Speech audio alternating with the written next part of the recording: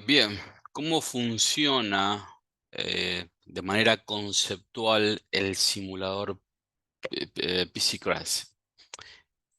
Creo que este es un ejemplo que intenta mostrar básicamente. El simulador de ninguna manera resuelve todos los aspectos de una colisión. Nosotros necesitamos como punto de partida información.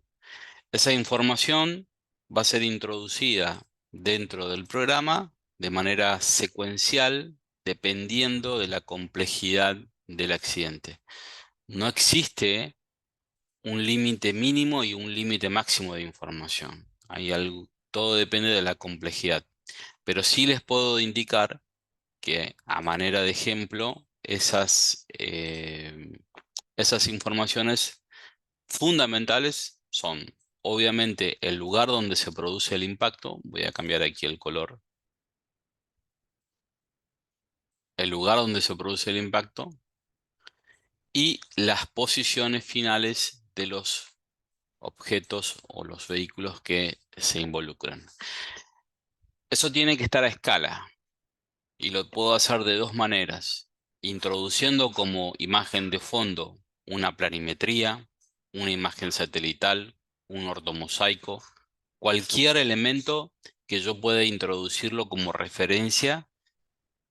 Podemos emplearlo, pero siempre hay que tener en cuenta de que esa información tiene que estar a escala, porque todo va a estar determinado a partir de esas dimensiones.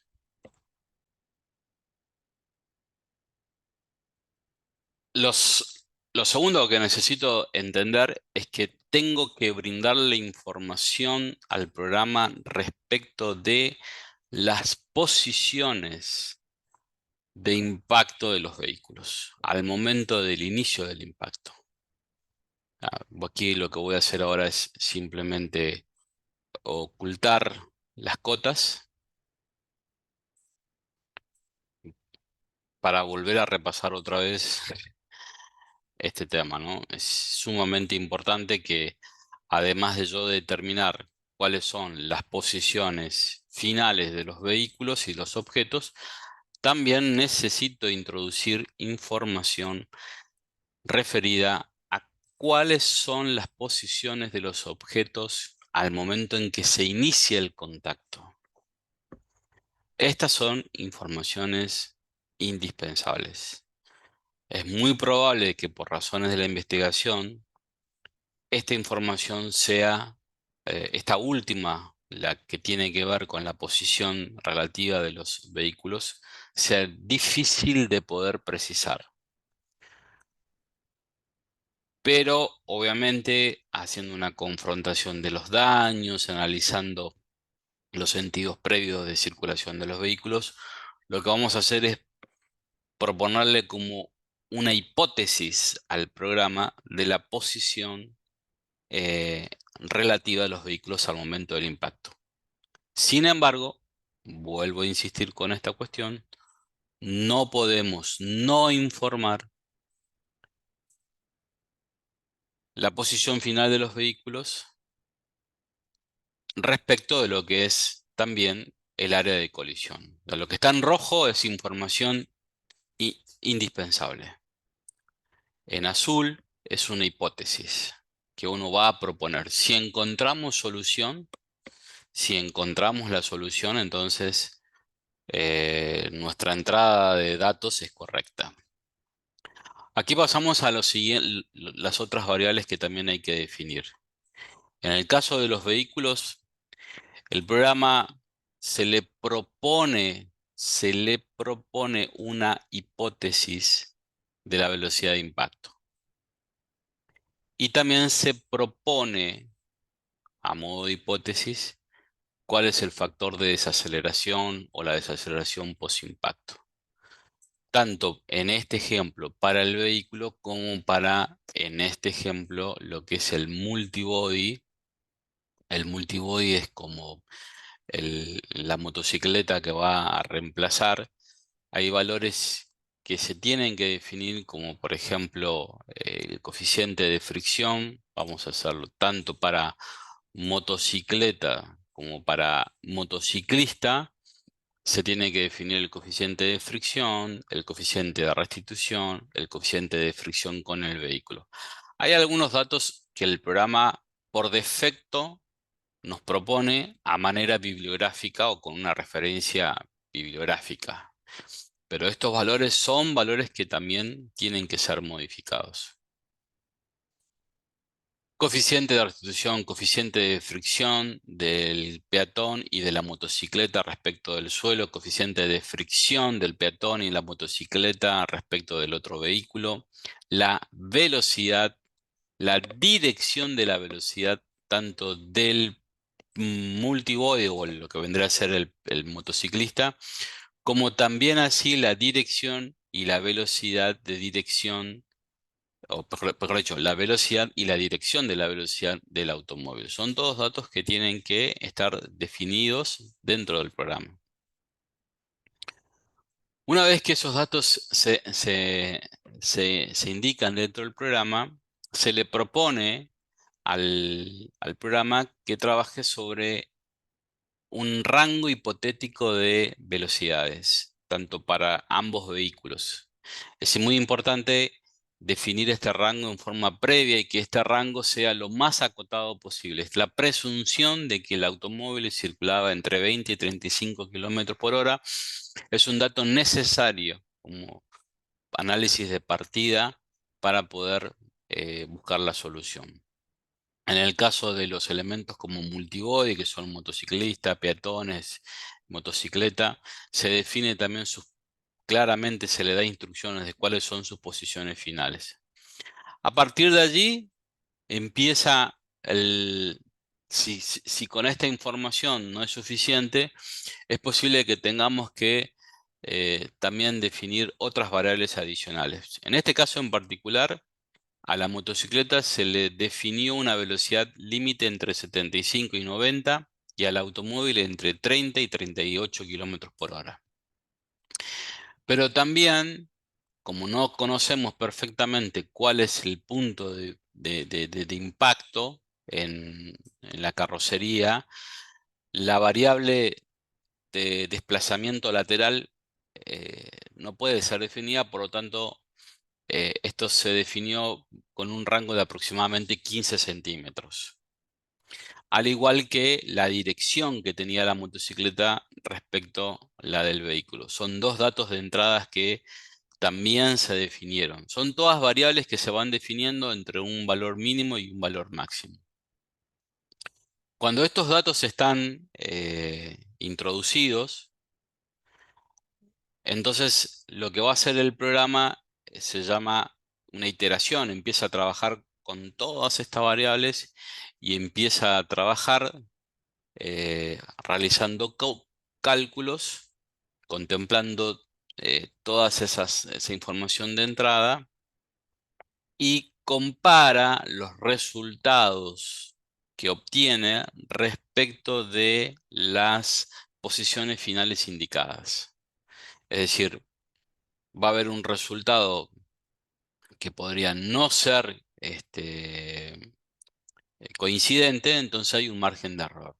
Promedia los márgenes de error y luego nos va a indicar, obviamente, el resultado final. O sea que aquí lo que estamos encontrando en este ejemplo en particular es un resultado que en promedio tiene 2,9%. 2,9% significa en promedio el error entre la posición final de la motocicleta más del automóvil más del motociclista respecto de las posiciones finales que se indicaron. Si algún dato de entrada es incorrecto, vamos a suponer que en este caso en particular la desaceleración del vehículo no sea la correcta, lo voy a agregar aquí, lo voy a subir a 3 metros sobre segundo al cuadrado, el programa lo va a trabajar, pero miren, el error ya aumentó al 9,8%. El programa trabaja repitiendo los cálculos y me va indicando cuál es el error en promedio. Entonces, es muy importante entender que el éxito de la simulación, voy a modificar otra vez aquí, lo voy a volver al 2 metros sobre segundo al cuadrado. El éxito de la simulación o la calidad del resultado de la simulación se mide en función de la diferencia entre la posición final que encuentra el programa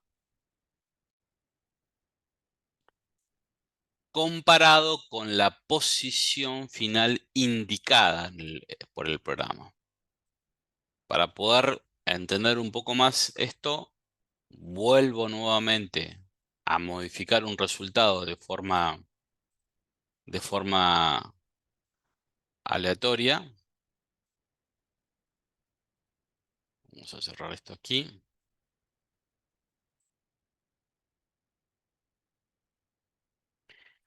por ejemplo. Y lo que voy a hacer aquí para poder verlo mejor es ocultar las medidas. Y ustedes van a ver aquí, por ejemplo, señalado con una cota azul.